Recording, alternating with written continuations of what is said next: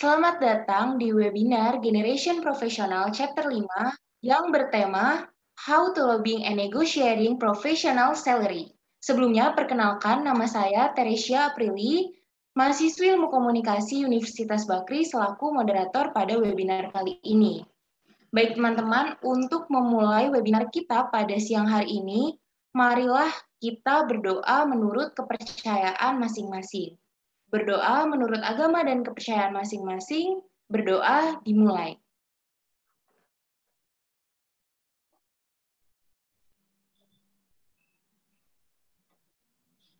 Berdoa selesai. Oke, baik teman-teman. Saya akan membacakan beberapa peraturan yang harus teman-teman patuhi selama berjalannya webinar ini agar tetap menjaga webinar kita tetap kondusif. Peraturan yang pertama yaitu peserta diwajibkan untuk mematikan mic dan menyalakan kamera selama pemberian materi berlangsung. Yang kedua, peserta tidak diperbolehkan untuk spam chat yang tidak penting ataupun tidak berkaitan dengan webinar kali ini. Yang ketiga, peserta diperbolehkan bertanya selama waktu pemaparan materi melalui kolom chat, ataupun teman-teman bisa untuk langsung raise hand pada sesi tanya-jawab. Dan yang terakhir, teman-teman wajib mengisi link Google Form yang akan ada di akhir acara sebagai absensi kehadiran dan syarat klaim e-sertifikat. Baik teman-teman, itulah beberapa peraturan yang teman-teman harus patuhi hingga berakhirnya sesi webinar kita. Oke, selanjutnya kita akan mendengarkan kata sambutan dari Ibu Ananda Fortunisa SE MSI selaku dosen penanggung jawab Generation Professional Chapter 1 sampai dengan 5. Kepada Ibu Ananda, waktu dan tempat kami persilakan. Baik, terima kasih atas waktunya. Apakah suara saya terdengar? Terdengar, Ibu. Baik, terima kasih. Ya, baik. Terima kasih atas waktu yang diberikan dari panitia juga dari rekan-rekan semuanya. Saya ucapkan selamat datang pada acara Generation Professional Series ya, di mana hari ini topiknya adalah mengenai tentang bagaimana kita bisa melakukan negosiasi saat interview. Nah, perlu teman-teman ketahui, generasi profesional ini adalah bagian dari program Ilmu Komunikasi Universitas Bakri yang diinisiasi oleh mahasiswa-mahasiswi Ilmu Komunikasi Universitas Bakri, dan berkat usaha mereka ya, acara ini telah berlangsung sebanyak 5 seri, yaitu seri pertama telah dihadiri sebanyak 131 peserta. Chapter kedua telah dihadiri 230 peserta, chapter ketiga dihadiri 250 peserta, chapter keempat dihadiri 330 peserta, dan hari ini sudah dihadiri sebanyak 117 peserta, yang mana pendaftarnya saat ini sebenarnya sudah masuk di angka 450 ya, tapi berhubung kuota kita terbatas, jadi tidak bisa banyak-banyak, mungkin nanti akan menyusul yang lainnya. Ya, sambutan saya tidak lama-lama. Saya ucapkan selamat datang dan selamat bergabung pada acara ini. Semoga teman-teman yang mengikuti acara ini mendapatkan ilmu yang bermanfaat untuk pelaksanaan proses pencarian kerja dan mendapatkan pekerjaan yang yang sesuai dengan background-nya. Memang generasi profesional ini diinisiasi mahasiswa adalah untuk membangun para generasi milenial sekarang supaya lebih produktif dan lebih profesional dalam dunia kerjanya, dan juga kita membantu teman-teman semua di sini untuk bisa mendapatkan ilmu ataupun praktikal-praktikal yang berkaitan tentang proses perekrutan karyawan. Jadi di sini memang pesertanya yang dihadiri beragam ya, mulai dari calon karyawan, mulai dari tamatan sarjana, atau bahkan ada yang masih tamatan SMA dan SMK, banyak sekali dari chapter 1 ya, saya perhatikan. Ya, alhamdulillah, semoga teman-teman di sini mendapatkan mendapatkan kepuasan dalam ilmu kami dan dapat bermanfaat. Baik, kiranya sambutan dari saya cukup demikian ya. Tak lupa juga kami sampaikan bahwa program ini dilaksanakan demi menunjang tagline Universitas Bagri, yaitu Experience the Real Things. Jadi dengan metode experiential learning, mahasiswa mendapatkan pengalaman bukan hanya dari teori saja, tapi juga mendapatkan pengalaman praktikal-praktikal yang lebih dibutuhkan dalam dunia usaha dan dunia industri.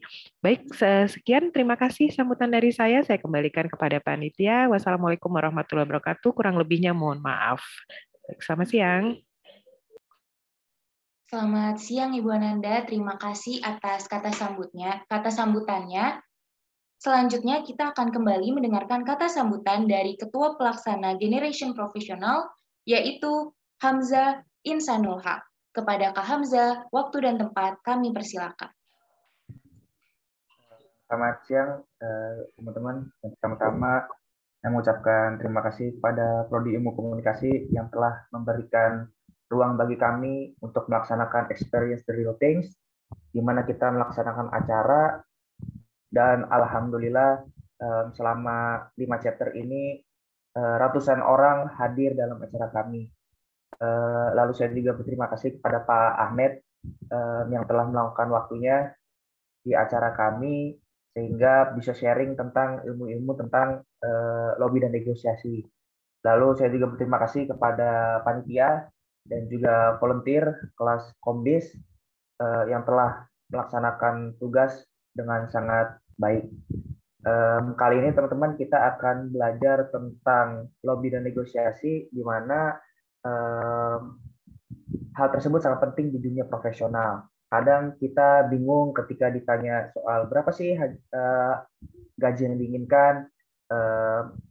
Kita juga bingung untuk menjawabnya karena kita juga harus menghitung kebutuhan kita, nilai-nilai value kita, dan lain-lain. Kali ini kita akan belajar tentang hal tersebut. Lalu Genpro sendiri akan hadir setelah Lebaran, jadi setelah chapter 5 ini kita akan rehat sejenak, dan pastikan teman-teman untuk selalu mengikuti Instagram kami dan juga masuk ke dalam grup sehingga tidak ketinggalan informasi. Kita akan mengundang narasumber-narasumber yang berkualitas dan tentunya bisa memberikan benefit yang baik. Itu aja sambutan dari saya. Wassalamualaikum warahmatullahi wabarakatuh. Baik, terima kasih Kak Hamzah atas kata sambutannya. Baik teman-teman, setelah kita mendengarkan sambutan dan seperti yang sudah tadi saya sempat singgung di awal, bahwasannya chapter 5 kali ini kita akan membicarakan tentang bagaimana cara bernegosiasi dan juga melobi gaji yang baik. Nah, mungkin teman-teman nih yang baru ingin masuk dan terjun ke dalam dunia profesional masih memiliki banyak sekali pertanyaan seputar bagaimana cara bernegosiasi yang baik. Nah, untuk itu tentu saja saat ini saya tidak sendirian karena telah hadir di tengah-tengah kita seorang narasumber yang sudah sangat luar biasa pengalamannya dalam dunia profesional dan sangat siap untuk berbagi materi dan sharing kepada kita semua. Boleh untuk operator dibantu untuk sharing CV dari narasumber kita siang hari ini? Baik, jadi saya bacakan sedikit. Narasumber kita hari ini adalah seorang praktisi, dosen, trainer, asesor, konsultan, dan public speaker di bidang transformasi dan pengembangan organisasi serta talenta selama 25 tahun. Beliau juga merupakan Managing Director Omnividya Learning Beauty. Selain itu, beliau juga merupakan dosen di Universitas Indonesia, Universitas Bakri, Lembaga Pendidikan Perbankan Indonesia atau LPPI, Pelindo II IPC Corporate University, dan Sekolah Pascasarjana Universitas Pancasila.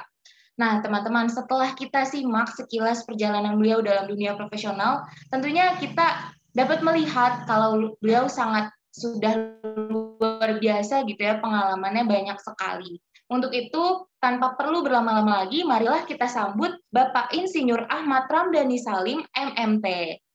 Halo, selamat siang Pak Ahmad. Selamat siang, Teresia, apa kabar? Baik, Pak. Bapak sendiri gimana nih, Pak, kabarnya siang hari ini? Salam sehat buat semuanya, dan saya semangat ketemu dengan acara ini. Wah, iya, Pak. Kita juga semangat nih, Pak, ingin mendengarkan pemaparan materi dari Bapak. Baik, Pak. Tidak perlu berlama-lama lagi nih Pak, mungkin banyak teman-teman yang sudah tidak sabar untuk mendengarkan pemaparan materi dari Bapak. Untuk itu kepada Pak Ahmed, waktu dan tempat kami persilakan. Oke, Tricia, sebelah saya share dulu ya.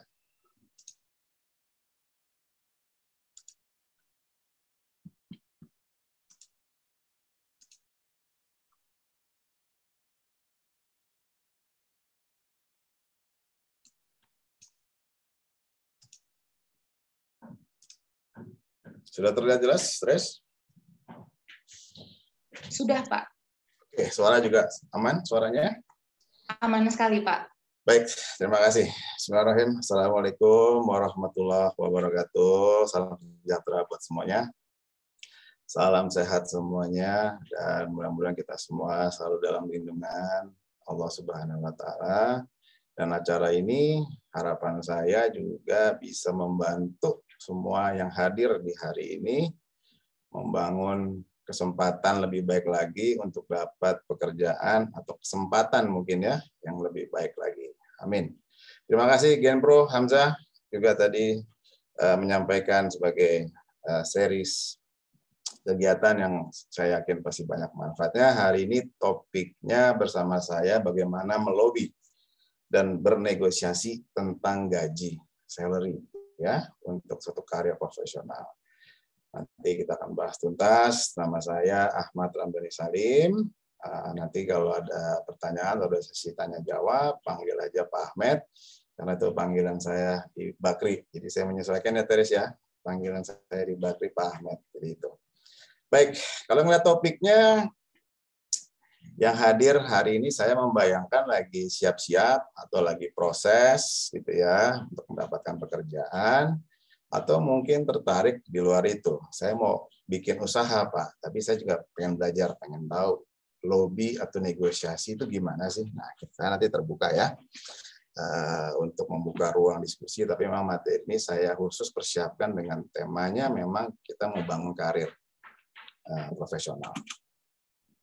Sebelum kita mulai, saya mau mengingatkan lagi buat semuanya, dan juga penting buat kita semua, kalau Anda mau ngadepin apapun, apalagi ada jadwal untuk interview, jadwal mau negosiasi gaji, apalagi mentalnya harus mental yang bangga menjadi orang Indonesia. Nah, itu penting tuh, ya. Teresa, saya diizinkan untuk nanya nggak nih, atau peserta bisa ada mic-nya nggak? Boleh saya nanya langsung gitu, boleh nggak? Diizinkan? Boleh Pak, boleh Pak. Boleh ya, saya mungkin nanti random aja nih ke beberapa yang hadir hari ini. Mungkin saya minta ada Hanafi Makbul. Mana Hanafi? Makbul, ada Hanafi.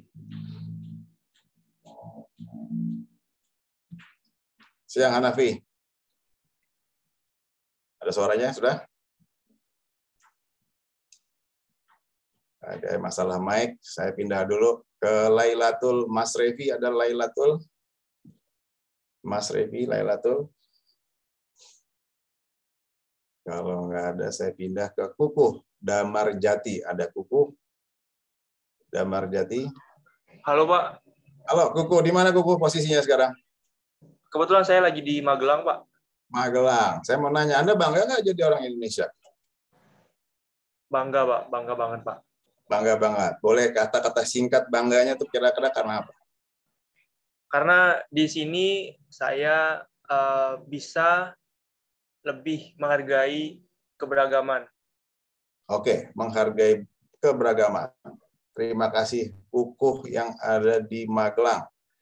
Saya lanjut ya, random aja ya, ke Putu Anggreni. Ada Putu? Putu Anggreni ada? Kalau enggak, saya pindah ke Putri Zahra Safira. Ada Putri? Ada Pak. Oke. Kamu di mana posisinya sekarang? Di Depok Pak. Depok. Oke. Kalau pertanyaannya tadi sama. Kamu bangga jadi orang Indonesia enggak? Bangga banget Pak. Aduh, ada bangetnya. Ada bangetnya tuh. Kenapa bisa banget tuh? Karena di Indonesia banyak yang saya suka adalah makanan adat-adatnya gitu, makanan beragamnya kayak rendang, terus ada kerak telur dan berbagai macam. Oke. Pas banget nih kamu ngomong makanan enak di siang-siang lagi puasa. Tapi gara-gara itu jadi bangga sama Indonesia ya? Iya. Oke, Jadi thank you. identitas diri. Nah, bener banget. Saya satu lagi deh. Coba saya ke Stefanus. Ada Stefanus? Stefanus ada? Kalau enggak, saya ke Tessa Fatma Azahra. Ada Tessa? Ada, Pak. Halo Tessa, selamat siang. Tessa. Selamat siang, Bapak. Posisinya di mana? Saya di Jakarta, Pak. Jakarta. Oke, kalau pertanyaan sama nih. Kamu bangga nggak jadi orang Indonesia? Saya bangga banget, Pak. Ada bangetnya lagi nih. Kenapa bisa sampai bangga banget tuh kenapa, Tessa? Karena tinggal di sini itu orang-orangnya unik ya Pak, setiap daerah punya kepribadian masing-masing, punya kebudayaan masing-masing, seperti itu. Oke, karena kepribadiannya yang unik, tapi pastinya positif ya? Iya, positif. Oke, thank you sharingnya. Dah, jadi jelas. Sebelum Anda hadir besok datang ke interview, baik ke perusahaan asing, perusahaan lokal, gitu ya, perusahaan besar, perusahaan kecil, maupun dipanggil ke organisasi yang lain, berangkatlah dengan rasa bangga menjadi orang Indonesia. Itulah modal pertama untuk bisa berhadapan dengan pihak siapapun, melakukan lobby-lobby, apalagi nego-nego terkait masalah, khususnya hari ini salary. Jadi kalau Anda sudah hilang rasa bangganya atau sedikit aja, gitu ya, yang tadinya punya bangga besar, tapi sekarang menjadi kurang, nah, itu pasti akan mempengaruhi dan nanti akan terasa sama lawan bicara Anda. Karena dalam nego itu kan ketemu kita sama pihak lawan. Nah, kalau Anda berangkat dari rumah, tidak punya kebanggaan itu, rasanya kita bisa jadi kalah. Nah, jadi hari ini saya ingetin buat semuanya, di mana aja Anda berada, nomor 1, bangga dulu menjadi orang Indonesia.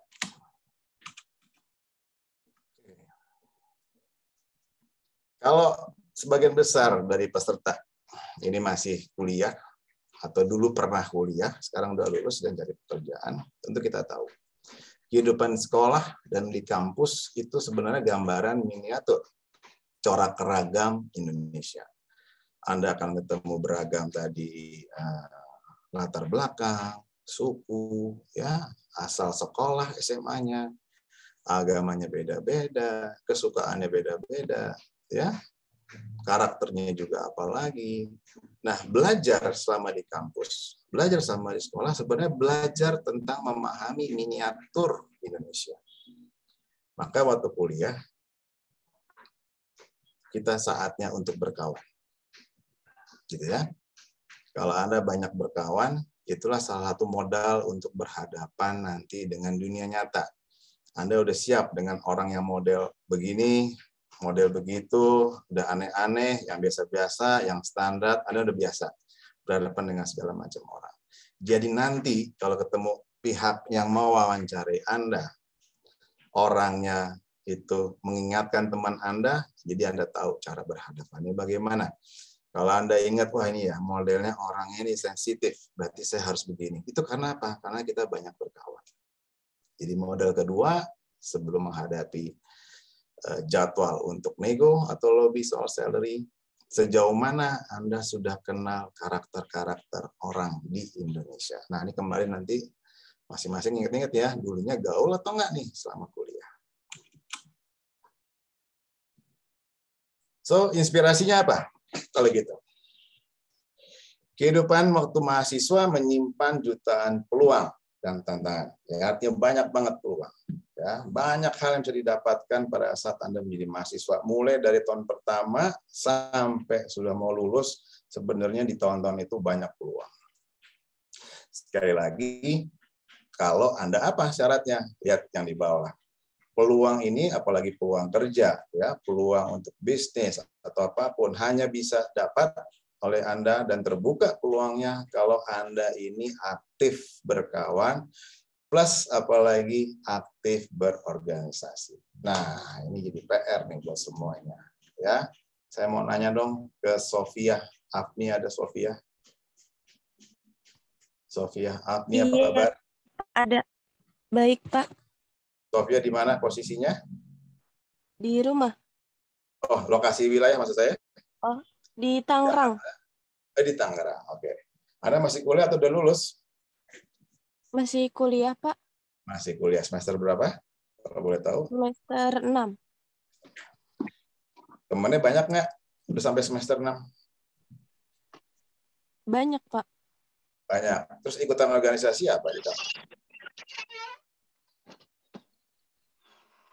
Tahun ini nggak ikutan. Oke, sebelumnya pernah ikutan apa? Mi Club. Mi Club, oke. Udah satu aja ikutannya? Iya. Oke, terima kasih. Udah sharing, pernah ikut Mi Club. Thank you. Saya pindah ke Tia. Widyasari, ada Tia. Tia Widyasari, ada? Kalau nggak saya pindah ke... Halo. Iya. Oke, Tia. Lokasi di mana sekarang? Anda Zoom ya? Oke. Sharing dong. Anda udah kuliah selesai atau masih belajar? Maba, masih baru. Masih baru, oke. Udah kenalan banyak belum di kampusnya? Kalau satu prodi udah. Satu prodi? Wow.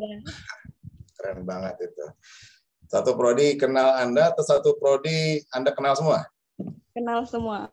Oke, keren banget. Jadi udah niat mau ikutan apa nih nanti kalau selama kuliah? Enggak sih, saya enggak suka ikut-ikutan yang organisasi. Oke, jadi ikut apa? Ikut acara, ikut event, atau ikut apa? Enggak ada ikut apa-apa. Nggak ada apa-apa, tapi temannya udah banyak ya? Iya, teman ada. Oke, keren kalau gitu. Thank you sharing-nya. Ya. Nah, jadi kunci pertama, yang ketiga ya, kita bahas tadi ya. Kita bicara peluang. Nah, jadi kalau Anda bicara peluang, makin terbuka kalau Anda banyak kawannya dan apalagi ikut organisasi. Jadi informasi-informasi itu nanti berguna pada saat interview. Gitu ya. Ini yang Anda bisa ceritakan nanti. Nah, sekarang kita masuk ke bernegosiasi. Apa sih negosiasi dalam bahasa yang gampang? Negosiasi sebenarnya tuh bagaimana tadi kita bicara ya, tentang mendapatkan sesuatu hal kan nantinya ya. Tapi mendapatkan peluang itu tidak berhubungan nantinya dengan seberapa kuat profil Anda atau seberapa kuat Anda bisa meyakinkan orang yang di depan Anda bahwa Anda ini punya pengalaman bagus, ini segala macam, Anda coba meyakinkan, gitu ya. Sebenarnya bukan itu. Seni bernegosiasi malah sebaliknya. Sejauh mana Anda bisa memahami kebutuhan orang lain yang di depan Anda atau kebutuhan organisasi yang di mana perusahaan itu atau lembaga itu Anda lamar. Dibalik ya, kalau kita selama ini mikir gimana meyakinkan orang lain, kita pernah ini, pengalaman ini, pernah ini, ada nilai bagus dulu ikutan ini, dan segala macam, itu penting. Tetapi yang lebih penting adalah Anda melihat dan memahami kebutuhan lawan saya, kebutuhan di depan saya, nih yang menginterview saya, apa kebutuhan. Kalau Anda tahu dan Anda bisa mengutarakan dengan baik, 50% kemungkinan mereka akan senang dan Anda bisa raih pekerjaan. Ya, jadi banyak orang, karena saya dulu lama pengalaman sebagai interviewer, gitu ya, sering orang cerita tentang dirinya, tetapi lupa mengenai kebutuhan di sisi saya sebagai perusahaan yang lagi mencari kandidat. Begitu ketemu kandidat yang bisa memahami kondisi kita, nah hati saya luluh. Saya senang sama orang ini, walaupun pengalamannya nggak banyak, tetapi dia berusaha memahami kondisi saya sebagai wakil perusahaan. Nah, kuncinya di situ. Tolong diingat-ingat, jangan banyak-banyak cerita tentang Anda, tetapi Anda harus banyak-banyak tahu kebutuhan pihak lawan. That's the art of negotiation. Nah, ada data-data berikut yang menarik ya, dan buat Anda mungkin jadi satu hal Anda jadi lebih terbuka wawasan. Saya ambil data penelitian dari UIN.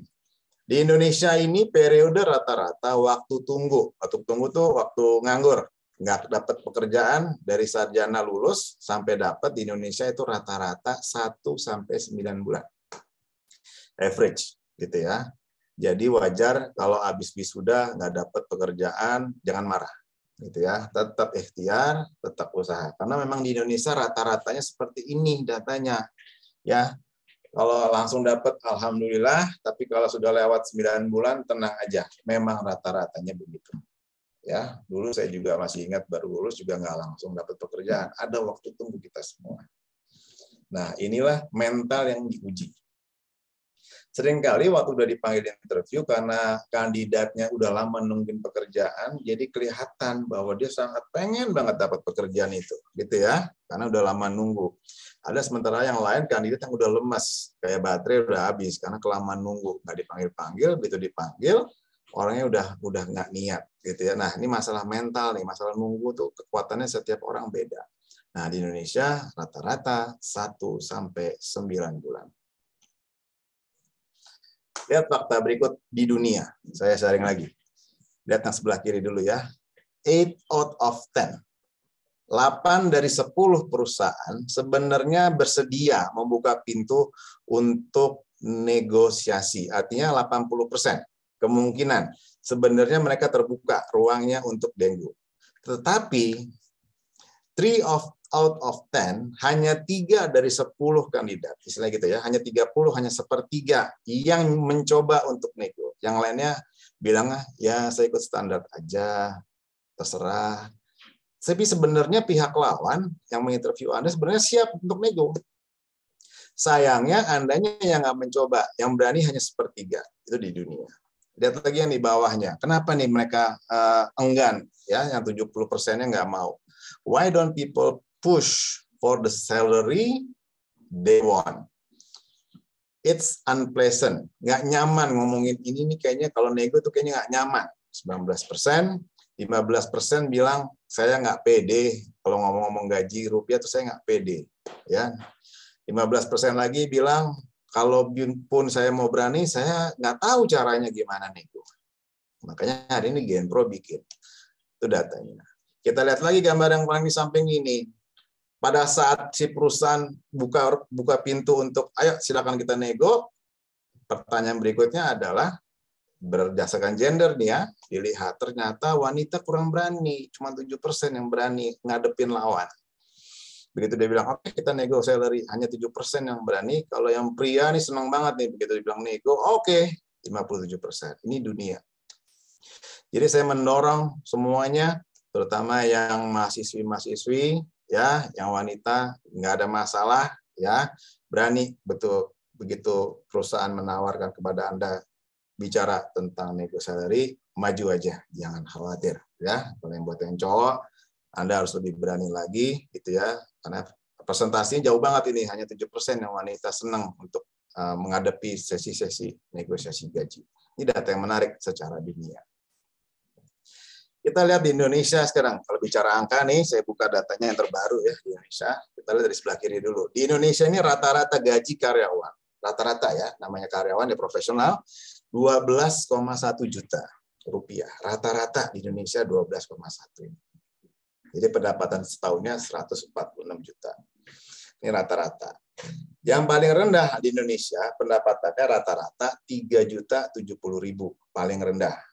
Ya, tadi rata-ratanya 12,1, paling tinggi rata-rata 54 juta sebulan. Ini gaji ya, bukan tunjangan yang lain-lain fasilitas, hanya salary aja. Jadi angka Indonesia itu jadi 3 juta, 12 rata-rata, dan 54 yang tingginya. Oke, kita lihat lagi. Employee in Indonesia are likely to observe a salary increase of approximately 8% every 18 months. Artinya kenaikan gaji di Indonesia itu rata-rata 8%. Dan rata-rata naiknya setelah 18 bulan. Itu kira-kira berapa lama tuh? 1,5 tahun baru naik. Dan naiknya 8% rata-rata. Di dunia, kenaikan rata-rata gaji itu 3%. Dan periodenya 16 bulan setelah yang awal salary-nya. Itu di dunia. Nah, yang di tengah ini gambarnya adalah, lihat dulu yang lingkaran kecil ya, 25% tenaga kerja di Indonesia yang profesional, karyawan, itu pendapatannya kurang dari 6,5 juta. Ya. 50% itu bekerja kita pendapatannya 11,4 dan kurang dari 11,4. Itu 50%, artinya di bawah 11 juta pendapatannya. Dari 0 sampai 11 juta 50%. Kalau 0 nggak mungkin ya, masa orang kerja nggak dibayar ya. Nah, 75% pekerja kita itu pendapatannya 30 juta 800 atau kurang. 75%. Dan hampir semuanya 100% ya mendapatkan gaji 54 juta atau kurang. Itu karena batas tingginya tadi seperti itu. Nah, nanti kita kalau ada yang mau nanya diskusi silakan. Di compare by gender, ya ini fakta dan saya juga tadi mendorong lagi supaya semua nanti dapat equal opportunity. Pria pendapatannya 12,7 rata-rata di Indonesia, sedangkan wanita pendapatannya 11,3 juta rata-rata. Artinya Indonesia prianya mendapatkan rata-rata ya, tapi rata-rata 12% lebih tinggi gitu ya dari wanita. Nah, ini data yang menarik nih, nanti serbu aja nih mau nanya ini ya buat gambaran. Untuk kenaikan gaji, nah, tahun lalu, lihat yang sebelah kiri dulu ya, berdasarkan industri, banking kenaikannya 2%. Setahun ya, yang lalu tuh 2%. Jadi Anda tinggal kali aja tuh gajinya naik 2%. Bidang, ini average ya. Energi, bidang-bidang tambang, segala macam ya, itu naiknya 4%. IT, 6%. Healthcare, ya 8%, paling tinggi di Indonesia, karena mungkin karena kondisi kemarin dan sekarang ya, ini jadi dicari tenaga healthcare. Traveling, 1%, construction 3%, education 5%. Ya. Kemudian average salary increase by experience, artinya dari karyawan yang baru masuk sampai yang udah pengalaman berdasarkan posisi juga. Jadi kalau baru masuk kan namanya junior. Junior itu naiknya 3-5%, posisi-posisi awal, kemudian posisi yang menengah, middle karir gitu ya, ya mungkin jadi manajer, ya sudah mulai atau senior supervisor ke atas gitu ya, itu 6-9%. Senior level ya kelasnya GM ya ke atas vice president itu 10-15%, dan top management level eksekutif ya senior VP kemudian direktur dan seterusnya 15-20%. Nah, ada bayangan kan sekarang ya? Kenaikannya nggak sama. Berdasarkan posisi dan pasti ada kompetensi di situ. Bonus. Nah, kalau ngomong bonus, kenaikannya nggak pakai angka tapi pakai tingkatan tinggi, sedang, moderat, atau rendah. Yang tinggi itu adalah di finance, arsitektur, sales, business development, dan marketing atau advertising. Ini bonusnya tinggi nih kalau kerja-kerja di bidang ini. Kalau yang sedang-sedang aja, moderat di bidang IT, healthcare, insurance, customer services, dan human resources. Dan yang terakhir, yang rendah, bonusnya adalah di konstruksi, bidang transportasi, dan hospitality. Ya kayak di perhotelan gitu ya, yang melayani banyak tamu. Ini kenaikan bonusnya. Jadi bonusnya nggak banyak lah, sampai yang bonusnya banyak. Oke, itu tadi bicara data-data. Sekarang kita masuk ya tentang bagaimana nih ngadepinnya. Pertama, ada universal law yang kita harus pahami bahwa keinginan itu pada umumnya di atas kebutuhan. Beda ya, ingin, pengen, sama butuh. Nah, ingin itu biasanya di atas kebutuhan. Kalau dalam gelas, itu want di atas dan pasti dia banyak dan bisa tumpah gelas istilahnya gitu. Karena want itu lebih banyak daripada need. Saya mau nanya ke Rizky, Andika Fauza, ada Rizky. Andika Fauza. Ada Rizky? Hadir. Res, apa kabar Res? Alhamdulillah Pak, baik. Di mana posisinya kamu? Di Cikarang Pak. Cikarang, oke. Kalau berandai-andai nih hari ini nggak ada webinar, kamu pengennya apa sih siang ini? Ya, ini nanti saya mau ke kampus Pak, ada jadwal di kampus nanti. Ada santunan anak yatim. Alhamdulillah. Ya. Ada acara nanti sore, gitu ya? Iya Pak. Oke, terima kasih. Jadi pengen cepet-cepet ada acara, tapi ada webinar. Jadi karena butuhnya pengen dengar webinar, tapi pengennya ada acara, kira-kira gitu. Thank you, Mas. Rini, ada Rini, Septiani, ada Rini. Rini Septiani ada. Kalau nggak saya ke Rudi Sitompul. Ada Rudi? Rudi Sitompul.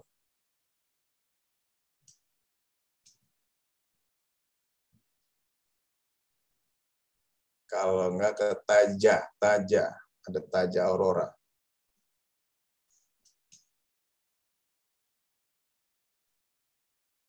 Satu lagi coba. Safik Irfan ada? Safik. Oke. Mungkin tadi hanya mendengarkan dulu ya. Nah, tolong dipahami ingin dan butuh.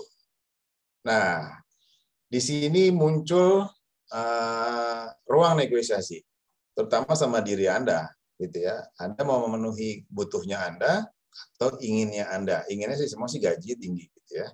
Tapi sebenarnya kita butuhnya apa? Nah, ini yang nanti dibaca sama lawan Anda. Kita akan bahas nanti. Lihatnya.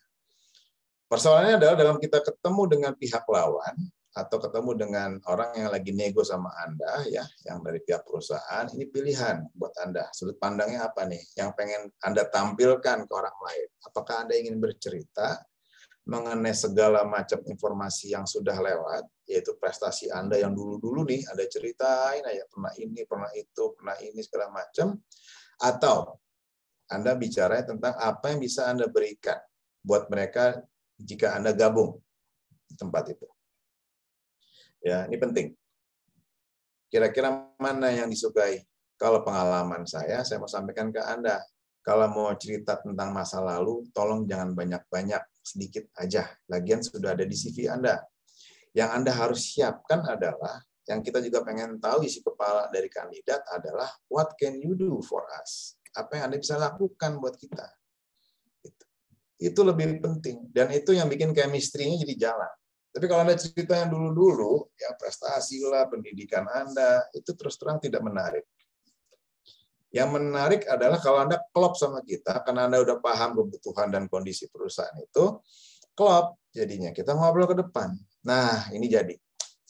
Pasti jadi, kalau bisa kayak gitu. Tapi kalau masih asik cerita CV Anda, terus terang makin kecil peluang Anda untuk diterima. Terus terang itu aja. Apalagi Anda nggak bisa ngomong nih, mesti ngapain gitu ya. Karena jawabannya saya juga belum tahu Pak pekerjaannya apa. Terserah nanti saya siap aja. Wah, itu pasti kita chemistry-nya bad chemistry. Oke?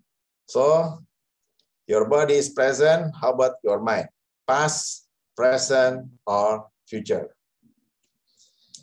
Nah, mentalitas yang paling harus dibangun sebelum nanti hadir di ruangan dan nego adalah Anda harus punya keyakinan bahwa mereka, perusahaan yang manggil Anda, organisasi yang undang Anda itu sebenarnya siap dan punya budget. Anda jangan pernah ragu untuk nego. Mereka ada uangnya, tenang aja, nggak enak. Karena tolong buang rasa-rasa nggak enak, nanti ketinggian Pak, nanti mereka kasihan bayarnya, nggak ada urusan. Ini kan profesional, urusannya berarti harus jelas. Apa yang akan dikerjakan, dan jangan ragu, karena begitu berani mereka buka ruang negosiasi untuk salary, berarti Anda harus paham di seberang sana mereka punya budget, mereka siap. Ya, jangan pernah berpikir nanti memberatkan perusahaan. No. Oke, just get ready dengan this kind of mentality. Nah, sekarang saya akan bagi tips nih, gimana caranya supaya Anda semua ini bisa sukses dalam negosiasi gaji yang pertama menjadi topik kita hari ini. Pertama, energi Anda harus positif gitu ya. Pancaran wajahnya tuh enak. Jangan sampai kayak orang yang ragu-ragu, ketakutan atau punya beban karena mungkin ini sesi-sesi namanya kalau salary negotiation tuh biasanya terakhir ya. Anda udah berulang-ulang dipanggil, udah tes psikologi, tes tes ya materi yang teknis, udah tanya jawab. Nah, tibalah hari di mana kita diundang untuk nego gaji. Gitu. Nah, energinya harus positif, jangan terlalu galak, gitu ya. Fokusnya apa? Jangan sama uangnya, fokus sama peluang. Beda ini. Kalau orang fokus sama uang, terlihat nanti sama kita yang menginterview, terlihat sama kita yang tanya jawab dengan si kandidat, gitu ya. Kelihatan sekali anak ini pengen cuma urusannya atau topiknya hanya duit atau uang. Tapi coba geser topiknya, walaupun memang judulnya negosiasi salary, tetapi jadikan itu bukan lokomotifnya, bukan yang di depan, gitu ya. Itu jadi gerbong aja. Uangnya nanti ngikut. Kita ngomongnya peluangnya aja. Yang ke depan tadi, kan kita lagi ngomong ke depan tadi. Ya, ini ada apa, pekerjaan tantangannya apa, segala macam. Nah, itu cara Anda untuk nego. Gitu ya. Anda pengen raih peluangnya, nanti masuk pembicaraan topik berikutnya tentang rupiahnya. Jangan rupiahnya diduluin di depan. Ya, itu nanti aja. Mereka akan bicara itu kok. Tapi fokus kita harus ngerti, karena ini bisnisnya Anda paham, perusahaannya paham, organisasinya paham, maka diskusinya tentang peluang. Peluang apa? Peluang di mana Anda bisa bantu mereka. Gitu. Peluang di mana kita siap untuk berdampingan, bekerja sama dengan mereka. Nah, tunjukin yang positifnya di sini. Jangan tiba-tiba Anda udah siap pokoknya kalau di nego saya nggak mau turun, saya maunya pokoknya harus dapat sekian. Nah, ini pasti kebaca sama yang nanya sama Anda, gitu ya, dan pasti chemistry-nya nggak bagus. So, fokus sama peluang. Makanya kalau kita nggak paham tentang dunia yang ada di perusahaan itu, ya produknya atau isu yang terkini segala macam, kita nggak bisa ngobrol tentang peluang. Kita cuman kayak beli barang tawar-tawaran harga aja, gitu ya. Nah, itu kayaknya pasti udah nggak enak. Itu contoh di mana kita bisa merubah topik, tapi sebenarnya kita lagi mau nego. Gitu, jangan langsung lah, kira-kira seperti itu. Jadi hasilnya, saya pernah ngalamin sharingnya dulu waktu saya kerja, nggak pernah waktu interview salary saya ngomong rupiahnya, sama sekali saya nggak singgung, saya pokoknya siap aja. Kalau dia ngomong rupiah, saya benar siap. Tapi waktu interview itu saya ingat ya, saya ngomongnya hanya sesuatu yang terkait sama pekerjaan terus. Makanya berasa sama lawannya ya, ini si Ahmad nggak ngomong rupiah nih, padahal diundang untuk nego salary. Saya ngomongnya tentang kesiapan saya untuk bantu, nanti gini. Saya ngomongnya ke depannya terus. Gitu. Akhirnya sampai selesai gitu ya sesinya, direkturnya tidak pernah, ketemu sama presidir ya, langsung untuk nego salary. Presidirnya nggak ada nanya sama saya, Ahmad mau digaji berapa? Ahmad mau gaji ini ya dari kita mau nggak sekian? Nggak ada sama sekali pembicaraan itu. Sampai selesai ya. Saya tektokan sama presidirnya hanya bicara tentang peluang. Apa yang terjadi? Begitu saya selesai sesi itu, pulang kan? Udah dipanggil minggu depannya untuk tanda tangan Pak Ahmad. Waduh, saya senang banget tanda tangan, berarti insya Allah jadilah. Gitu ya. Untuk tanda tangan perjanjian kerja. Saya datang ke kantor itu, ketemu HRD-nya. Saya siap lagi nih kalau HRD-nya mau nego lagi. Ternyata enggak, HRD cuma nyodorin SK, Pak Ahmad silakan tanda tangan, baca dulu silakan. Oke, berarti udah selesai nih, saya tinggal tanda tangan. Kan ada ini ya pasal-pasalnya pekerjaan ini yang akan tanggung jawab ini. Terus balikan berikutnya, halaman berikutnya ada angka rupiahnya tuh, ada gaji, tunjangan. Saya lihat aja langsung mata saya langsung nggak lihat pasal lagi, langsung tertuju ke rupiah. Yang membuat saya kaget adalah angka rupiah itu seingat saya di awal dulu pernah ada bicara tentang HRD punya tawaran lah gitu ya. Di kami biasa sekian Pak Ahmad, misalkan aja 5 juta. Misalkan ya, oke, saya nggak terlalu pengen diskusi rupiah. Ternyata waktu ditulis di kontrak, yang dulu HRD pernah nawarin ke saya, rupanya diganti sama presidirnya. Karena dianggap dia buat si Ahmed nih jangan segini, naikin. Nah, gitulah kira-kira. Saya baru tahu setelah saya masuk ya cerita itu.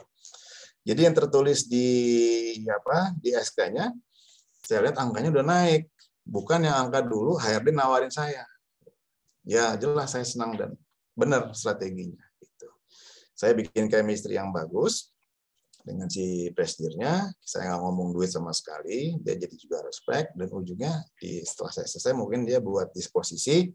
Ini rubah angka salary-nya naikin. Aduh, alhamdulillah.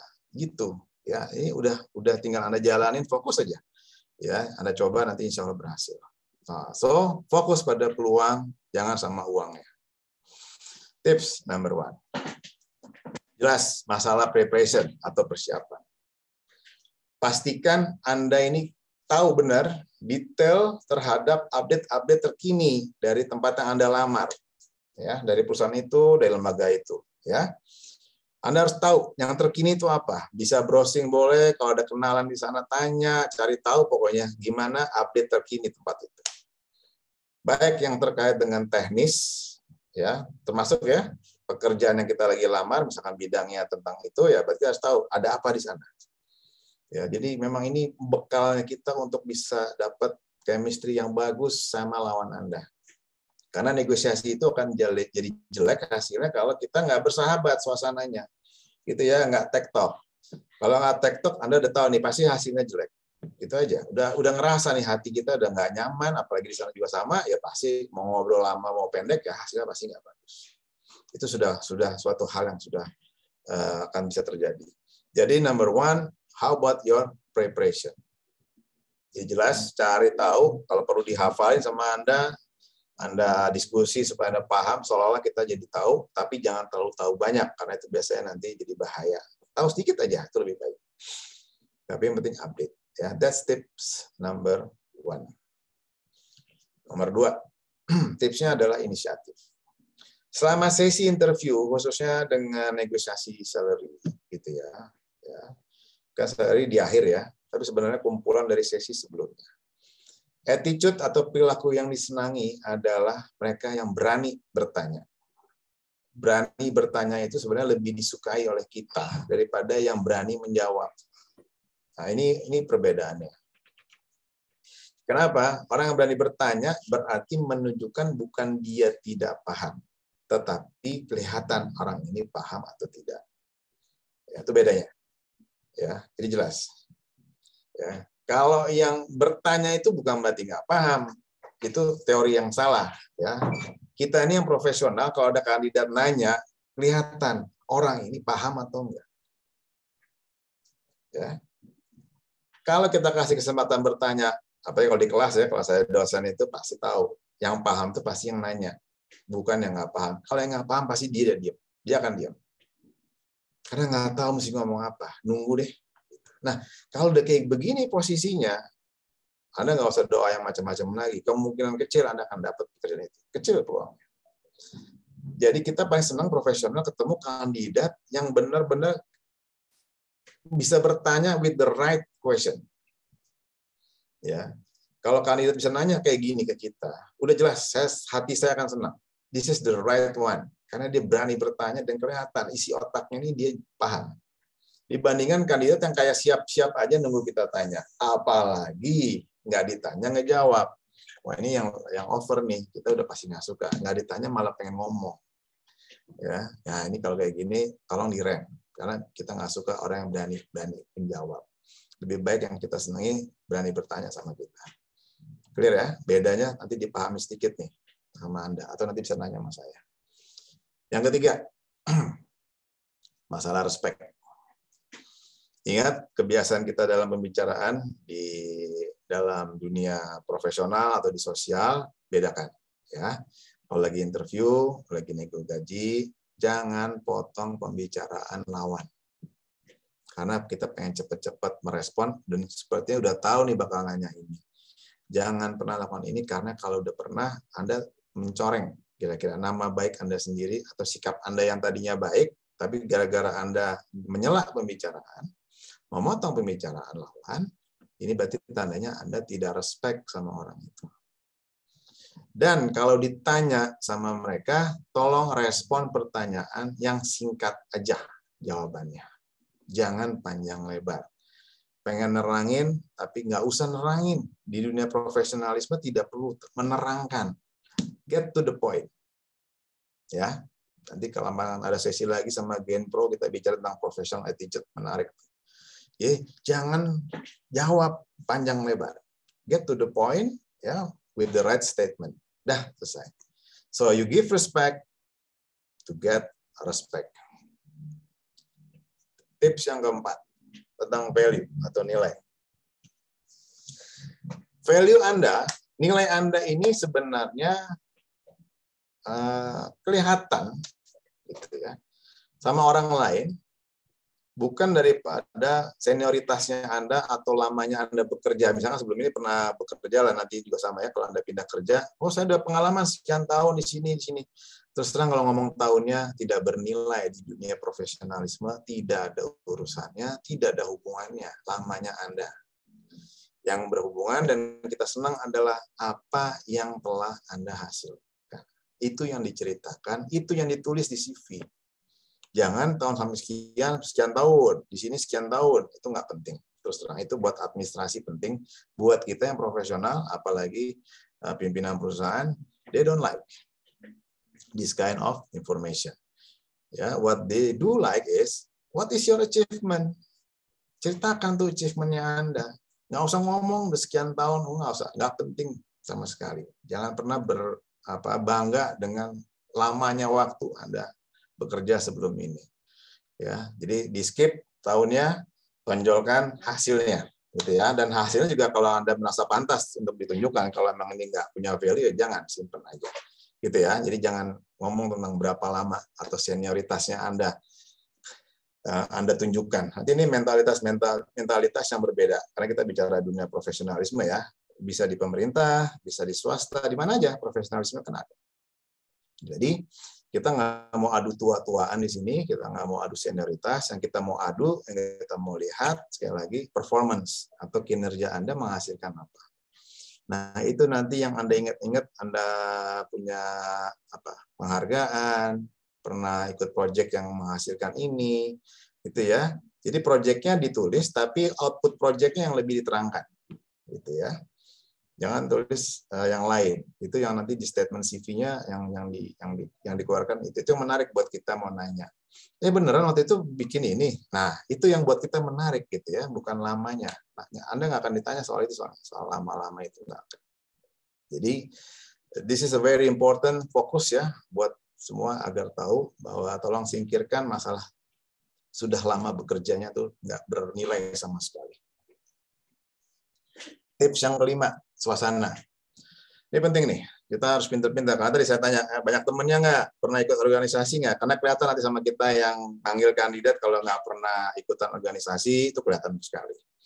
Ya, pasti orangnya tuh kaku, gitu ya, tidak bisa bangun suasana, terus ngobrolannya cuman ya itu aja, yang ditanya apa ya dijawab itu. Ya kelihatan, kurang gaul, kurang piknik, ya, kurang ngalamin hal-hal yang enak, gitu ya. Jadi, pertama harus buat suasana yang cair. Ya, relax conversation. Dari Anda juga harus bikin, kalau walaupun tuh sesinya formal, mereka pakai jas, rapi, di kantor yang formal, tetap harus bikin relax suasananya. Dari Anda nih soalnya, auranya, mestinya aura yang enak. Jadi jangan sampai cuma sekedar tanya jawab, tawar-menawar, dan seterusnya ya, yang ya nggak enak deh sesinya. Bikin mereka tersenyum.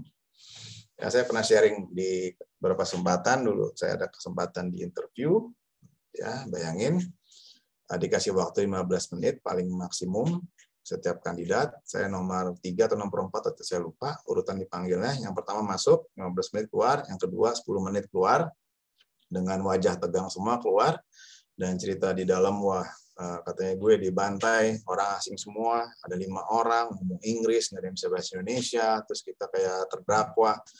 Oh, pokoknya horor. Giliran saya masuk, ya memang benar kita kayak terdakwa, duduk di tengah dengan 5 orang ngelilingin kita, semuanya bukan orang Indonesia. And nobody can speak bahasa juga. Yang terjadi sama saya adalah kita selesai dengan waktu kurang lebih 1,5 jam. 1,5 jam. Itu isinya pasti pembicaraan yang enak. Isinya kita bisa ngobrol, bisa ketawa-ketawa, bisa senyum, bisa serius. 1,5 jam nggak berasa, dan diingetin sama HRD, mohon maaf nih, kandidat lain nunggu. Karena 15 menit, tapi mereka nggak mau dibatasin. No, for Mr. Ahmed, we like to talk more. Udah lost jadinya 1,5 jam. Itu terjadi sama saya. Kenapa? Karena kita bikin suasananya yang enak, kira-kira seperti itu. Oke, mudah-mudahan Anda bisa deh nanti ya. Tips 6, seimbangkan. Apa nih, balancing apa? Ya. Kalau udah ngomong angka atau ada permintaan atau request, sesuaikan dengan apa? Bukan kebutuhan Anda. Ya, bukan apa-apa. Ini masalah yang berbeda. Tolong sesuaikan dengan apa tantangan yang bakal diberikan. Gitu. Apalagi kalau sebelumnya saya pernah digaji sebelumnya sekian Pak, di sini saya harapkan lebih tinggi. Soalnya yang lama gaji saya misalkan tadi 5 juta, saya harapan saya di sini lebih gede dari 5 juta. Jangan pernah bicara itu. Karena nggak ada kaitannya dan this is not professional attitude. Jadi skip pendapatan Anda yang lama, nggak perlu tahu gitu ya. Walau mereka nanya suruh ngisi pendapatan lama, isi aja angkanya, tapi jangan pernah diomongin gitu ya di formnya.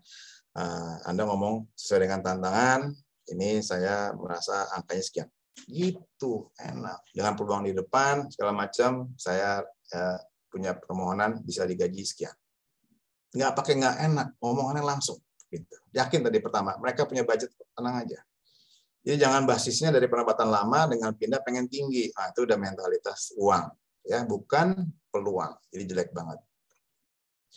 Nah, ini tolong perhatiin nih, agak rumit tapi sebenarnya gampang. Tips 7, ada istilah namanya MPP, Maximum Plausible Position. Jangan pernah memberikan angka atau ngasih tahu mereka, gitu ya, langsung dengan apa adanya, gunakan strategi MPP. Apa ini strategi? Tolong plototin yang sebelah kiri gambar. Ini tadi ada gambar gelas, ingat ya, di awal ya, antara needs and want. Needs itu di bawah, kemudian di atasnya ada want, dan kalau di atasnya lagi desire yang lebih liar, ya pengennya udah segala macam. Kalau bisa sekali masuk jadi direktur, itu desire. Oke, kita punya need. Apa nih? Ya minimal bisa sebulan makan aman, transport aman, kos-kosan aman, apalagi beli baju bisa, ini bisa tuh need kita. Tapi pengen nonton, beli ganti handphone dan seterusnya, berarti itu want, gitu ya. Nah, tolong bedain. Itu yang kita harus hitung dengan baik. Nah, ini tadi ya bisa beli pakaian sebulan minimal 1 kali 2 kali ganti. Buat kerja, kemudian bayar kos-kosan, bisa makan enak, transportasi aman, bensin segala macam, terus pulsa juga aman, itu need kita. Oke, need kita jadinya harga dasar. Berarti kita hitung-hitung, ini berarti untuk ini saya minimal saya habis 4 juta sebulan atau 5 juta sebulan. Misalkan seperti itu. Kalau Anda tahu bahwa need-nya Anda sekitar 4 juta, Anda cari peluang yang membayar Anda jangan sampai cuma 4 juta. Anda harus tahu sebelumnya waktu ngelamar, ini harus dapat peluang besar dari 4 juta. Karena harga dasarnya Anda 4 juta. Karena itu kebutuhan Anda. Nah, begitu sesinya datang, ditanya jawab, Anda jangan ngomong 4. Ini ya, Anda harus ngomong lebih tinggi, yang namanya want, dan desire masuk di sini. Kalau Anda butuhnya 4, berarti ngomongnya berapa? Penawaran Anda, ya di atas 4. Tapi kasih ruang yang cukup buat negosiasi. Ya wajarnya berapa nih? Dengan pekerjaan ya, jangan sampai nggak enak. Gitu aja. Oh, ini pantasnya perusahaan ini dengan peluang segala macam minimal saya dapat 10 misalkan kayak gitu. Udah ngomong 10. Penawaran awal. Oke. Nah, mereka dengar 10 apakah akan setuju? Langsung. Tidak, mereka pasti akan nawar. Gitu. Oke, Anda siap nawar karena Anda butuhnya 4. Anda lempar 10 di sini. Oke. Nah, tapi Anda tahan ini nih yang namanya MPP. Jangan sampai terlalu turun mendekati 4. Anda tahan. Ya minimal nanti di sekitar 8,5, 8 deal deh. Nah gitu. Anda harus kasih alasan berdasarkan bukan kebutuhan mau punya tabungan, mau beli mobil enggak, tapi dengan pekerjaan itu sendiri atau nanti ada informasi tentang range salary-nya segala macam. Jadi kita harus siap. Itu ya intinya di situ.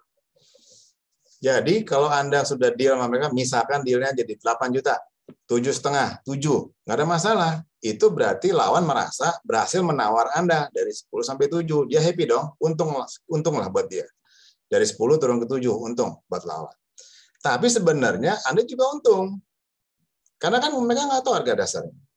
Dari 4 ke 8 atau 4 ke 7, Anda punya lebih 4 juta atau 3 juta. Itulah keuntungan Anda.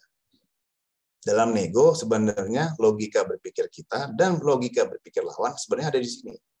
Saling tekan, menekan. Lawan akan tekan ke bawah, Anda harus nahan supaya tidak terlalu ke bawah. Apalagi sampai turun di bawah harga dasar. Di bawah 4 juta. Ya udah kami gajiannya mampunya kami 3,5. Gimana? Ya pasti ini udah loss buat Anda. Gitu ya. Kecuali Anda merasa selama ini nggak dapat kerjaan, pokoknya ya ini pertama aja deh nggak apa-apa. Ya udah, Anda terima, tapi pasti ini kerugiannya Anda. Gitu. Emang pengennya lawan seminimal mungkin. Gitu ya. Artinya apa? Kalau lawan berani nego Anda 8 juta, berarti dia punya budget di atas 8. Anda harus pinter. Gitu ya. Berarti dia akan save budget. Kalau bisa di bawah 8, apalagi. Itulah logikanya harus bagus. Ya. Jadi di bawah ada rule-nya, minta selalu lebih yang Anda harapkan. Berani ya minta. Kalau Anda minta lebih besar dari MPP, tunjukkan sikap fleksibel gitu ya. Kita tadi sekitar 7-8 oke, terus Anda buka 10, mau dong ditawar, masa 10 nggak mau gitu ya. Tapi kalau lawan mengindikasikan MPP-nya lebih besar dari permintaan Anda, langsung terima. Karena Anda diam dulu, terus lawan, kami di sini standarnya kami memberikan ke Anda gaji di sini 7,5. Wow, mulai 7,5 enak nih untuk nego, atau mau langsung terima, terserah Anda. Karena Anda cuma butuh 4. Lawan udah buka 7,5. Ya udah. Mau terima langsung silakan, mau nego lagi silakan. Ya, itu MPP. Kalau ada nanti yang tanya kita bahas lagi. Tips 8, no. Selalu jangan bilang iya gampang dalam negosiasi, terus ulur terus, kita akan nahan gitu ya dengan no, dan siap dengan untuk selalu tawaran itu kita tolak dulu.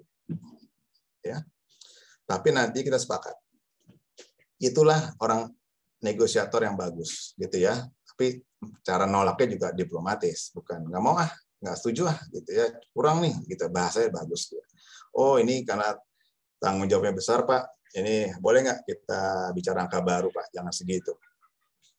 Oh, kenapa deh? Iya, soalnya saya juga membandingkan ya untuk perusahaan sejenis ini kisarannya sekitar ini, Pak. Soalnya dengan peluang ini saya apalagi kalau ditambah lebih motivasi lagi, Pak. Jadi kita nolaknya tapi pakai bahasa yang diplomatis. Gitu. Jangan bilang, wah Pak, kos-kosan kan udah mahal, Pak. Makan berapa, transport berapa, rumah saya jauh. Ya, nggak bisa begitu. Itu tidak profesional. Ya, jadi selalu nolak dulu, tapi nolaknya diplomatis untuk menekan tadi MPP-nya supaya jauh ke atas, gitu ya. Nah, itu terakhir baru kunci. Oke, gitu. 9, topik. Jadi kalau lawan Anda ngomongin duit rupiah, tolong Anda jangan sambut sama rupiah juga. Anda ganti topik. Jangan mau terjebak ngomongin duit ketemu duit. Rupiah ketemu rupiah. Anda ngomong yang lain. Mereka bilang, saya kasih Anda 8 juta untuk gaji awal. Setuju? Kita pindahin lagi topiknya. Jangan 8 juta, Pak. 9 juta dong. Nggak bisa begitu. Caranya adalah, tunggu Pak, 8 juta Pak. Sebentar Pak ya. Ini kan kita lihat tantangannya kan gini Pak ya. Soalnya bakal gini-gini. Kita mau pindah topik. Pindah topiknya karena kita pengen bilang sebenarnya nggak mau segitu dong. Karena soalnya tantangannya gini-gini Pak. Peluangnya gini-gini. Saya ada pengalaman gini. Saya punya sertifikat ini Pak. Itu cara kita untuk ganti topik. Nggak mau tertarik dengan topik mereka. Sambil kita nego, gitu ya, dengan cara ya jangan pakai angka ketemu angka, tapi ganti topik. Nah ini harus pinter dan harus smooth perpindahannya ya, dan nunjukin bahwa berarti ini profesional nih orang di depan ini dan memang siap untuk bernegosiasi. Nah, itu keren banget tuh kalau bisa kayak gitu. Pokoknya jangan sama topik sama lawan, ya topiknya pindahin aja. Dia ngomong rupiah, Anda ngomong peluang, gitu. Nanti dia ngomong peluang, oh kalau gitu rupiah segini Pak. Nah balikin lagi topiknya ke rupiah sama Anda. Mereka ngomong peluang, wajar segini Pak rupiahnya. Itu pinter tuh kalau kayak gitu. Keren banget. Tips yang terakhir, santai aja gitu ya. Tips ke-10, kalem aja, tenang aja. Ya berikan waktu sama diri Anda juga, jangan buru-buru gitu ya, tenang sebelum bilang oke, deal. Nah, gitu ya. Jadi kalem aja, ya semuanya ujungnya akan bagus tuh kalau kelihatan Anda tenang gitu ya. Jadi interview yang model begini, salary negotiation memang agak istilahnya ketat gitu ya, suasananya agak keras dan ngomongin duit kan. Tapi tadi kita ganti topik, jangan ngomongin duit, kita ganti topik yang lain yang dalam rangka bernegosiasi. So take your time, relax aja, ya jangan langsung diokein. Tahan dulu dari pihak orang. Nanti berasa sama dia nih kalau Anda lagi berjuang. Nah, orang akan respect kalau orang berjuang, gitu ya. Dan pasti akan senang kalau ada alasannya yang kuat. Gitu. So, kita ambil kesimpulan, keberhasilan negosiasi intinya apa? Mencari titik temu antara keinginannya Anda dan kebutuhan lawan atau kebutuhan perusahaan. Jadi kita cari titik temu. Itu yang disebut sebagai win-win. Ya, jangan sampai tadi Anda melihat, oh iya, naik gaji kecil ya, tadi Pak Ahmed udah sharing, terus kalau naik lagi nunggu 18 bulan. Ya, waduh, kalau angkanya salah di awal, Anda menggerutu terus tuh 1,5 tahun. Waduh, mesti nggak segini. Itu yang saya maksud tadi ya. Gimana caranya supaya bisa smooth prosesnya. So, finally kita bicara deal, gitu ya. I'm happy, you are happy. Harusnya gitu, jangan sampai salah satu pihak cemberut karena nggak asik nih gitu ya. Nah, jangan sampai everybody happy. Kayak tadi saya wawancara bisa 1,5 jam itu karena everybody happy, including myself, gitu ya. Kalau yang sebelumnya 10 menit keluar mukanya mesem-mesem karena nggak bisa ngobrol, nggak tektok. Jadi nggak ada masalah kalau cara profesional itu jangan kaku. Kalau semakin Anda profesional, Anda semakin rileks. Kalau yang kaku-kaku itu tandanya memang orangnya nggak profesional. Diajak humor, jokes nggak bisa, gitu ngomongnya juga gitu lurus-lurus aja, nggak bisa dibelokin sedikit, ya itu tandanya Anda nggak profesional. Bayangin dulu saya pernah ada interview di perusahaan swasta besar, gitu ya, yang menginterview saya day one tuh langsung setelah HRD adalah presidennya sekaligus owner. Hari pertama diundang. Hari itu diundang saya jam 9 pagi. Saya datang kantornya di Kuningan, ketemu langsung sama presidennya, bicara, interview biasalah ngobrol sampai makan siang. Jam 9 ke jam 12, 3 jam. Pas makan siang, saya pikir sudah berakhir, presidennya bilang gini, Ahmed, kamu makan siang sama saya ya, bareng-bareng sama karyawan di sini. Kita biasa makan siang bareng di kantor. Saya kaget gitu ya. Waduh, kalau orang GR pasti mikirnya waduh bakal diterima ya atau apa. Saya akhirnya mengiyakan, tadi saya udah siap makan siang di luar. Nah, itu presidennya ngajak saya makan siang bareng dan langsung kenalin ke karyawan. Ini tadi ada kandidat ya. Saya perhatikan kata-katanya memang. Ini kandidat yang saya interview tapi namanya Ahmed. Yuk kita makan siang bareng. Ya udah, ayo kita makan siang. Nah, saya pikir setelah makan siang saya pulang. Tapi dia bilang begini ke saya. Pak Ahmed, nanti habis istirahat jam 1 sholat, ketemu saya lagi ya, kita lanjutin obrolannya. Nah, sesi keduanya mulai jam 1 dengan orang yang sama. Selesainya jam berapa? Selesainya jam 6 sore, maghrib. Jadi jam 9 sampai jam 6. Dan pas di maghrib itu, presidennya bilang sama saya, Pak Ahmed, besok kesini lagi ya, jam 9 ketemu saya, kita ngobrol lagi. Can you imagine, for the 2 days, saya dari jam 9 sampai jam 6, besoknya jam 9 lagi, selesai jam 4 sore, hari kedua. Apa yang diobrolin? 2 hari, tidak ada satupun tentang pekerjaan. Yang diobrolin dari lukisan, sejarah, ya, tokoh proklamasi kita, diobrolin juga tentang isu nasional, macam-macam isu bisnis, isu global, 2 hari dengan orang yang sama. And that's the kind of negotiation yang saya lakukan. Kalau Anda sudah bisa sampai di level itu, mudah-mudahan melalui kegiatan ini harus ada inspirasinya. Anything is possible. Ya, nanti tinggal tanya jawab lagi deh habis ini. Oke, penutup. Seorang negosiator, kita nih harus profesional dan harus mengamati segala sesuatunya. Apa nih artinya? Kita ini harus jadi setengahnya namanya Sherlock Holmes, yaitu tokoh detektif, alias kita cari informasi itu namanya kayak detektif. Setengah dari kita nyari informasi, ya, cari tahu produknya, isunya, pimpinannya siapa, namanya semua cari tahu. As a detektif lah. Sebagian lagi dari diri kita namanya Simon Freud, itu tokoh psikologi, ya, ahli membaca tentang kejiwaan. Jadi Anda harus ngamatin waktu pembicaraan ini modelnya orangnya gimana nih. Karena Anda tadi bekal di kampusnya udah cukup, temannya banyak, sering berorganisasi, itu membantu nanti Anda menjadi orang yang bisa membaca karakter orang. Dan itu nanti sangat membantu waktu ketemu, dan akhirnya kita bisa tektokan ngobrolnya. Kayak saya tadi di interviewnya. Presidennya cocok, ngobrolnya, interviewnya, mungkin Anda nggak pernah dengar ya, jam 9 pagi sampai jam 6 sore, besoknya lanjut lagi jam 9 sampai jam 4 sore. Dan I get the job. Thank you, terima kasih, salam sukses buat semuanya. Mudah-mudahan kalau ada tanggapan atau pertanyaan, langsung aja to the point, apa yang pengen Anda ketahui. Saya kembalikan sesinya ke Tresya. Thank you, Tres. Assalamualaikum. Baik, terima kasih Pak Ahmed atas pemaparan materinya yang luar biasa insightful nih Pak untuk kita semua. Ya, sama-sama Tres. Ya. Selanjutnya kita akan langsung masuk ke dalam sesi tanya jawab ya Pak. Dan bagi teman-teman yang memiliki pertanyaan, boleh langsung raise hand atau menuliskan pertanyaan teman-teman di kolom chat. Ini sudah ada pertanyaan pertama nih Pak, dari Kaveri Adrianto.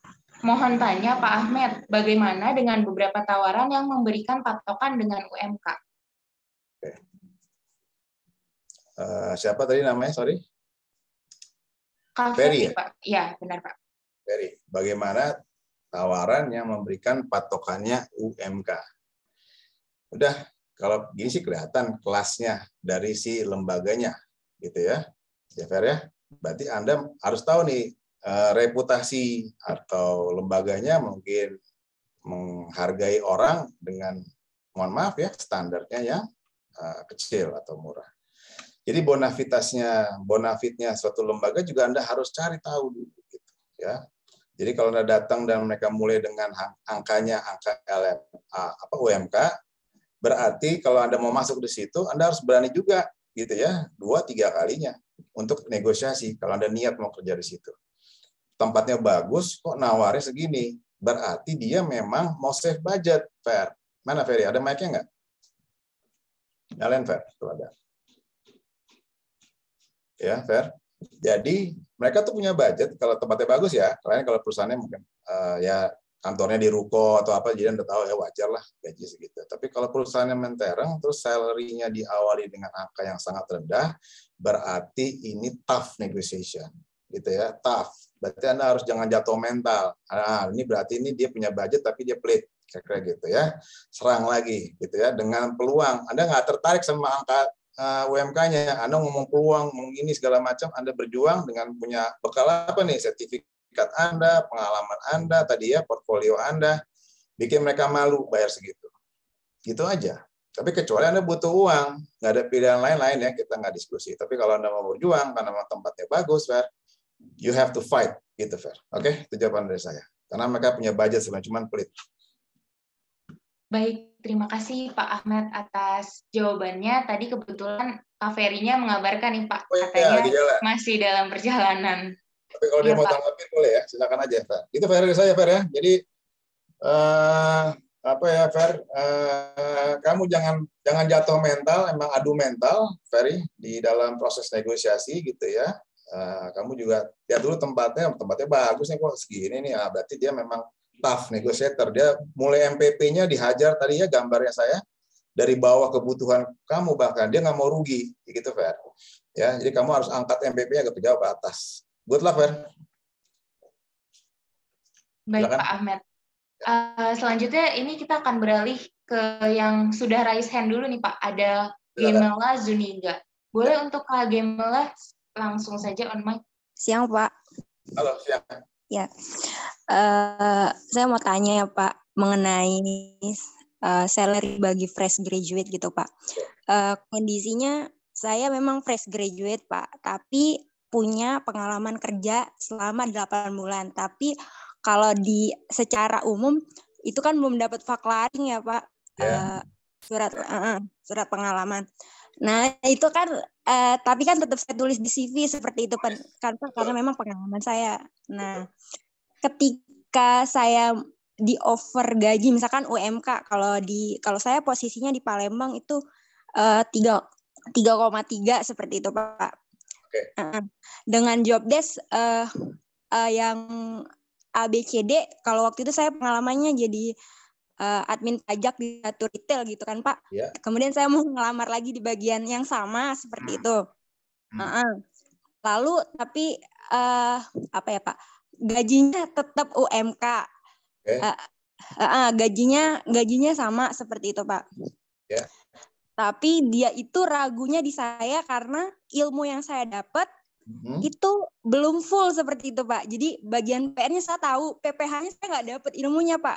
Karena aja saya belum 1 tahun kan seperti itu Pak. Jadi apakah yang harus saya lakukan gitu kan Pak? Kalau seandainya apakah saya harus nurunin harga misalkan seperti itu? Nah, itu aja sih Pak. Oke, Gemel, sabar ya Gemel, saya bantu nih. Oke, kamu di Palembang ya.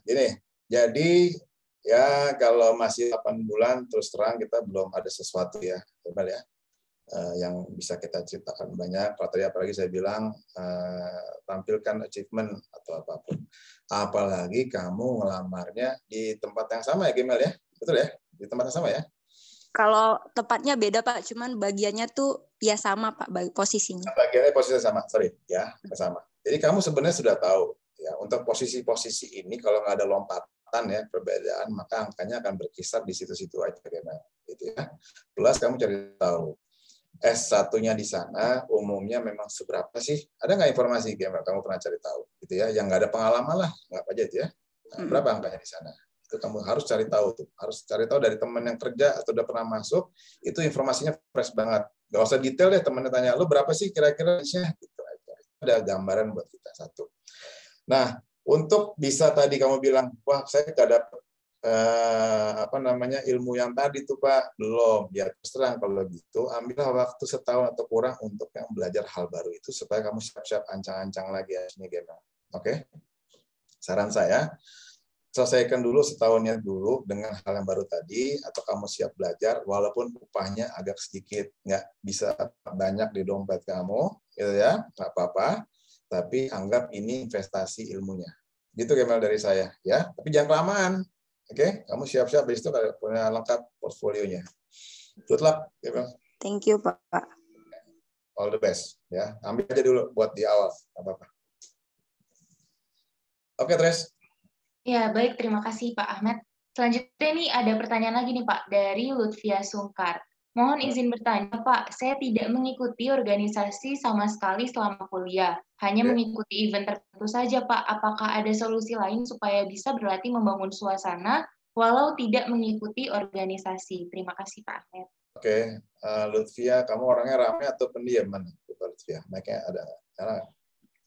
Kalau saya tergantung orangnya, Pak. Tergantung orangnya. Oke, dibalik ya. Orang harus tergantung sama Anda. Bisa nggak dibikin kayak gitu habis ini? Oke. Orangnya diam sama Anda jadi rame. Gitu ya. Orangnya rame sama Anda makin rame. Bisa nggak kayak gitu? Nah, kalau bisa kayak gitu, yang tadi saya ceritakan, orang akan jadi berasa positif ketemu sama Anda. Orangnya diam, Anda ikut diam nanti. Kan nggak? Oke, dibalik ya sekarang ya pola pikirnya. Oke. Gimana caranya Anda bisa sekarang melihat situasi ke tadi ya, membaca, wah ini orangnya diam nih. Berarti saya harus banyak mancing pertanyaan. Wah orangnya rame nih, berarti saya harus siap banyak topik pembicaraan supaya nyambung terus. Itulah kita membaca profil lawan kita. Kalau tadi Anda bilang saya nggak banyak ikut organisasi, Pak Lutfi masih kuliah atau selesai? Semester akhir. Semester akhir, oke, fine. Kamu ada kegiatan tadi, pernah ikut ini, pernah ikut itu. Oke, itu membantu ya. Tapi terus terang, di ujung ini, nanti orang hanya akan melihat mungkin ya kalau administratif nilai kamu, kalau memang nggak ada pengalaman banyak ya, tapi itu pasti terus terang kalau dibandingkan kandidat yang nilainya lebih jelek dari kamu, IPK-nya misalkan, tapi banyak pengalaman, saya khawatir kamu agak kurang bisa bersaing. Bang, yang saya maksud ya? Olivia ya? Clear ya? Jadi kalau ada kandidat barengan sama kamu di proses rekrutmen, dia nilainya lebih kurang dari kamu, tapi banyak pengalaman, kalau saya akan milih yang banyak pengalaman, bukan yang nilainya tinggi. Karena di pekerjaan itu yang bunyi nanti adalah kemampuan untuk memahami. Gitu. Kalau nilai itu sebenarnya berlakunya pada saat apa? Anda ngambil beasiswa, mau sekolah lagi, nah berlaku tuh nilai. Pada pekerjaan, itu cuma untuk syarat administratif aja. Selebihnya waktu kita bicara akan kelihatan Anda ini diamond, gold, silver, bronze gitu ya, atau metal atau aluminium atau ya lebih kurang dari situ lagi. Mohon maaf. Waktu bicara kelihatan. Wah, nilainya bagus ya, ada orang seperti itu ya. Tinggi nilainya, saya pernah ketemu. Oke. Panggil orangnya, interview, kita ngobrol. Apa yang terjadi? Ya dia diam aja nunggu saya nanya dan jawabannya apa kadarnya semua. Dia nggak bisa membangun conversation, gitu ya. Cuma tanya jawab. Buat saya, aduh, sudahlah cukup lah. Cuma nilai bagus selama kuliah dia tidak bersosialisasi. Saya cek CV, oh ya memang nggak ikutan macam-macam. Saya tanya, saya pancing di luar ini ada kegiatan lain nggak? Ada pernah bantu orang tua nggak? Ada pernah ambil kerjaan magang nggak? Nggak ada Pak, saya belajar aja. Oh pantas nilainya bagus, tapi kamu tidak tahu dunia. Itu ya. Dari saya jawabannya ya. So catch up your dreams. Ya minimal kamu harus lebih banyak lagi bersosialisasi, mudah-mudahan dapat kerjaan yang bagus sesuai dengan bidang yang kamu minati. Thank you. Baik, terima kasih Pak Ahmad atas jawabannya. Selanjutnya masih ada beberapa pertanyaan lagi nih Pak. Ternyata cukup banyak yang bertanya. Ini ada dari Sulistiani.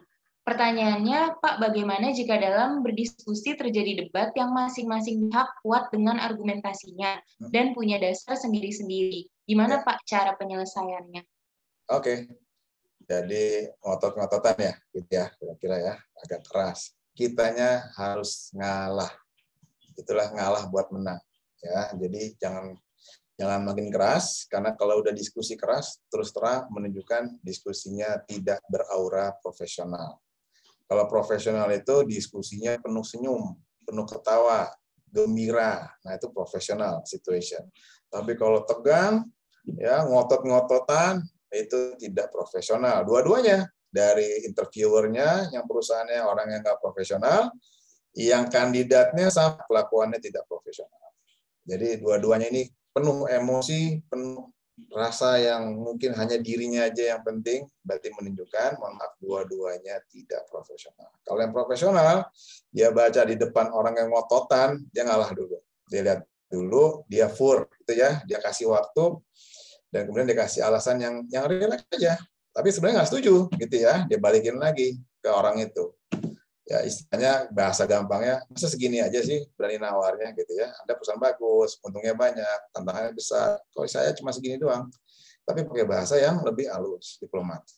Nah, orang yang otot model begini lama-lama akan luluh dengan orang yang rileks karena dia lihat di depannya nggak kepancing. Dia kaget karena di depan orangnya tenang aja, penuh senyum, mau dikejar terus ngotot gitu ya sama dia. Itu aja saran saya, just keep relax. Baik, terima kasih Pak Ahmed. Oke, selanjutnya ini adalah pertanyaan terakhir nih Pak, mengingat kita ada keterbatasan waktu, jadi mohon maaf bagi teman-teman yang pertanyaannya belum sempat dijawab oleh Pak Ahmed. Ini pertanyaan terakhir datang dari Kak Esther Rina Tirza. Pertanyaannya yaitu, bagaimana solusi berbaur dengan sekitar untuk seorang introvert dan seorang yang cuek dengan sekitar, Pak? Oke, kalau Anda udah bekerja, memang ketemu orang macam-macam, gitu ya. Di dunia kuliah juga sama. Itu anugerah Tuhan. Introvert, extrovert itu anugerah Tuhan. Tidak perlu kita menyesali atau apa. Itu anugerah Tuhan. Itu udah paling indah dan memang paling cocok buat Anda. Ya, introvert, ya udah itu yang paling indah buat Anda. Tetapi di dalam dunia pekerjaan harus saya sampaikan ya secara profesional, banyak orang yang main drama, gitu ya, banyak alias berpura-pura, ya seolah kayak orang sering senang makan, padahal sering makan itu karena untuk demi dia mendapatkan teman. Dia sebenarnya orang yang nggak senang makan. Ada orang senang gosip, sebenarnya dia nggak suka gosip. Dia bergosip supaya dia berkesan dia paling tahu, ya kekinian. Banyak yang pura-pura. Ada yang baik banget sama kita, tapi sebenarnya dia itu ada maunya, gitu ya. Ada yang cuek banget, sebenarnya dia perhatian sama kita. Kita kaget, kok kayaknya orang yang cuek dia perhatian. Jadi di dunia kantor, dunia pekerjaan, terus terang banyak yang pura-pura, main drama, gitu ya. Kalau Anda sering nonton film itu ya, Tricia ya tahu ya, drama itu kan semua pura-pura, gitu ya. Ya sebentar bisa marah, besok bisa nangis, dia bisa ketawa. Demikian juga dunia kantor. Nah, buat teman-teman yang introvert, just be yourself, menurut saya. Just be yourself. Ya, tapi kalau Anda tahu ini saya mesti ngomong, saya mesti ke sana, saya mesti koordinasi, saya mesti datang ke pesta itu, secara profesional Anda harus melangkah. Itu aja saran saya. Professionally, memang Anda bilang, this is not me, Pak Ahmed. Yes, but the world needs you. Then you have to go. Ya, Anda pergi, tapi hari itu aja kan. Anda nikmatin bersosialisasi walaupun kaku, tapi nggak apa-apa. Because it's me, Tuhan kasih saya seperti ini. Sudah, gitu aja. Tetapi karena penting untuk menyapa orang, penting untuk memberikan sambutan, penting untuk gaul, ya gaul. Karena memang semua penuh dengan drama di kantor itu. Kalau yang asli teman SMA, itu real, sahabat Anda. Gitu aja. Itu Anda tahu jeleknya, bagusnya. Tapi kalau orang kantor, nobody knows. Oke, good luck semuanya. Thank you, Tres. Baik, Pak. Terima kasih, Pak, untuk jawabannya. Pertanyaan tadi sekaligus pertanyaan terakhir dan menutup sesi Q&A kita nih, Pak, pada siang hari ini. Selanjutnya, izinkanlah saya membacakan sedikit kesimpulan setelah pemaparan materi dari Bapak tadi. Kesimpulannya yaitu yang pertama, mentalitas yang harus dibangun saat kita ingin bernegosiasi gaji, yaitu jangan ragu untuk negosiasi, karena ketika organisasi memanggil kita, pasti mereka sudah siap dengan budgetnya. Lalu selanjutnya kita juga harus membangun energi yang positif dan memancarkan ekspresi yang enak dan wajah yang enak agar orang yang akan kita ajak bernegosiasi juga merasa enak gitu untuk mendengarkan kita nantinya. Dan yang paling penting, kita tuh harus fokus pada peluang, bukan hanya tentang uang. Itu kesimpulannya yang dapat saya sampaikan, Pak. Mungkin Bapak ada kata-kata penutup nih, Pak, dan kata-kata motivasi bagi teman-teman di sini yang baru ingin terjun ke dalam dunia profesional, Pak. Oke. Terima kasih, Tres. Acara ini bagus banget. Saya apresiasi Hamzah dan Genro-nya. All the best. Dan saya tahu ini banyak yang mau ditanyakan, tapi sekali lagi mungkin waktu ya. Saya sih sebenarnya senang-senang aja merespon ini. Mungkin kalau ada kesempatan lain kita bisa tuntaskan lagi. Intinya gini, kita kalau mau naik dari lantai 1 ke lantai 2 pakai tangga nggak bisa loncat. Oke? Tangga harus dinaikin satu persatu. Kalau Anda loncat-loncat naik tangganya bisa, tapi Anda akan kecapean dan mungkin akan jatuh, kepleset, gitu ya. Jadi semuanya perlu tahapan. Gaji kecil di awal, mungkin Anda nggak senang, mungkin Anda pikir mestinya nggak segini, gitu ya. Nah, ambil aja, gitu ya, buat pengalaman. Toh ini nggak akan selamanya. Anda belajar di situ bahwa ini kesalahannya kemarin gini, kekurangan saya gini, jadi Anda pelajari untuk kesempatan berikutnya. Tapi jangan kelamaan ketika teman Anda yang banyak gitu ya di gajinya upah minimum. Anda ancang-ancang bahwa one day setelah saya tahu dunianya seperti apa, then you have to move gitu ya. Then you have to move karena tadi kalau mau naik lagi lantainya Anda harus lewat tangganya lagi dan langkahnya pelan-pelan tapi mantap naik ke atas. Insya Allah apa yang diceritakan tercapai dan jangan lupa professional attitude is everywhere. Thank you, Tres. Baik, terima kasih Pak Ahmad atas motivasinya yang sangat berharga nih Pak buat kita semua yang baru ingin terjun ke dunia profesional. Selanjutnya kita akan mengadakan sesi dokumentasi nih Pak, karena tidak lengkap rasanya kita sudah sama-sama berkumpul di sini walaupun memang masih via daring, tapi tidak mendokumentasinya kayaknya kurang afdol gitu Pak. Baik, untuk teman-teman boleh yang belum menyalakan kamera, langsung menyalakan kameranya, karena sebentar lagi kita akan melakukan sesi dokumentasi. Oke, langsung saja. Saya meminta bantuan kepada kakak operator untuk mendokumentasikannya. Aba-aba akan langsung saya pimpin. 1, 2, 3, slide pertama. Cheers. Oke, slide selanjutnya. 1, 2, 3, cheers.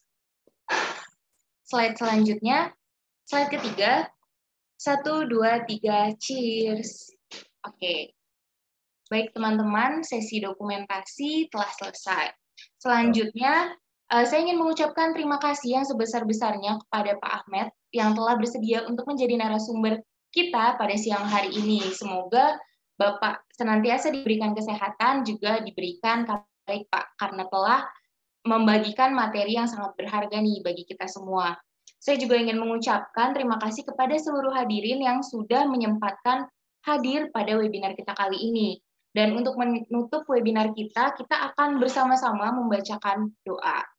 Untuk itu, berdoa menurut kepercayaan dan agama masing-masing, berdoa dimulai.